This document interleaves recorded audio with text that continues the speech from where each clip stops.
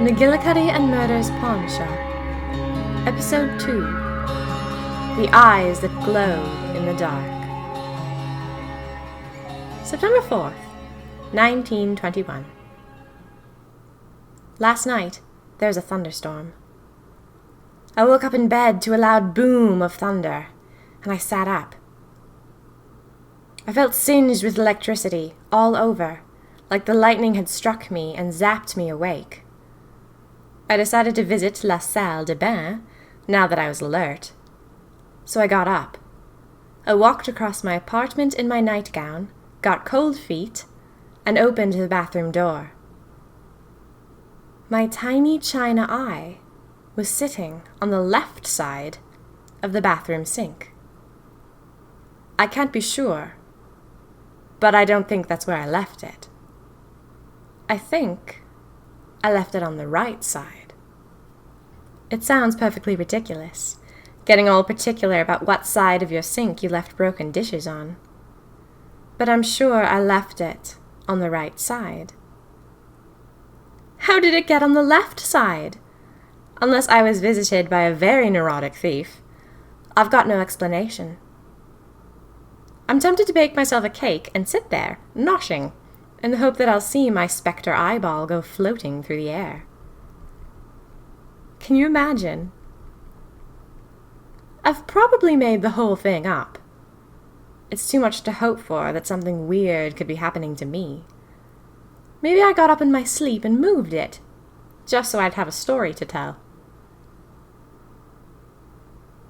September 5th, 1921. I feel funny today. I hope I'm not catching anything serious.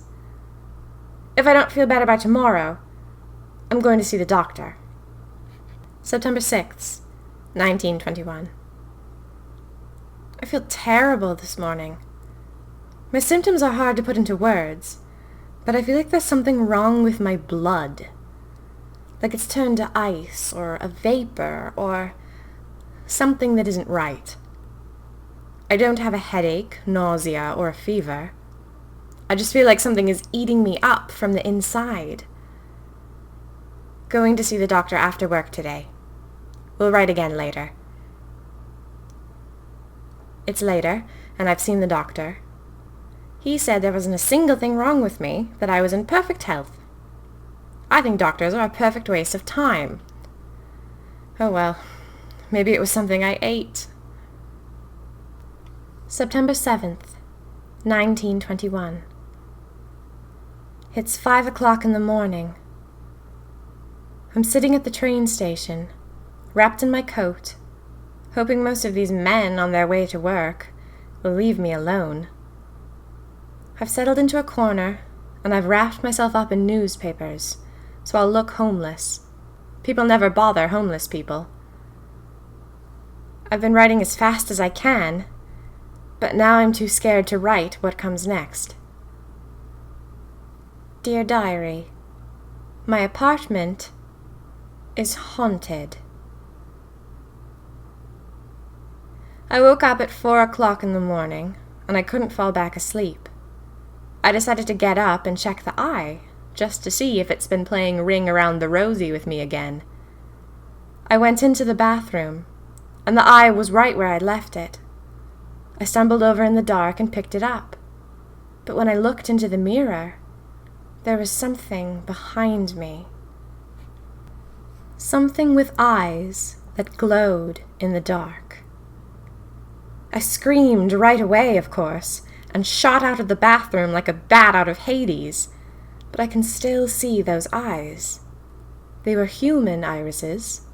They glowed pale blue, with a tiny hole in the middle where the pupil would be. That was all I saw in the mirror. Just eyes. There was nothing in the bathroom when I turned around and looked. Perhaps this thing, whatever it is the opposite of a vampire. Vampires can't see their reflection. Maybe this thing only shows up in mirrors. Well, as you can imagine, I'm never setting foot in my apartment again. I've come to the train station to wait things out before work. after work is over today, I don't know what I'm going to do. I wonder, am I going mad? Is that why my blood feels so funny? I used to say that typing all day would make me go mad, but it's not funny anymore. I feel scared. I don't know what's wrong with me. Maybe there isn't something wrong with me. Maybe it's real. Maybe it's the eye, my little piece of McGillicuddy and murders. Maybe the piece of China is haunted. I did say I wanted an adventure. September 8th, 1921. Spent the night with friends. I wouldn't tell them why I was scared to go back into my apartment, and they're convinced it was just a large black spider. Honestly. Although, to be honest, I probably would have spent the night somewhere else if I'd found a large black spider. Anyway, I stopped in at McGillicuddy and Murders today. I asked about the China eye I'd taken, but it was a different employee today, and she said she didn't know anything about the eye. I stood there gawking, wanting to blurt questions about hauntings and demons, but I don't want to get carted off to the loony bin. It's bad enough that I hang out in a peculiar pawn shop every day. I gave her my card and I said, "Please tell me where the eye came from. I'd very much like to know." She sniffed, like she thought I wanted to buy the rest of the piece and couldn't afford it. Where did the eye come from, I wonder? The piece of china is curved slightly. It might have been from a bowl, a cup, an urn. Probably an urn, considering the size of the eye. I can just see a pale white teacup with a single human eye in the center.